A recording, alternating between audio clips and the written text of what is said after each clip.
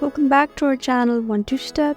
I'm going to be teaching you guys on how you can open terminal in your MacBook. So guys, if you're a new user and you don't know how to open terminal in your MacBook, then this video is for you. Let's get right into the video without delaying.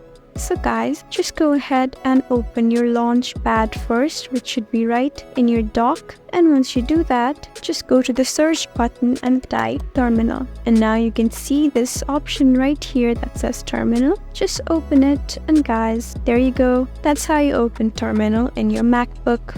I hope this video was helpful for you. If you found this video helpful, please leave us a like and drop us a comment down below. And if you want more helpful videos like these, then please subscribe to our channel. We'll see you again next time. Thank you for watching.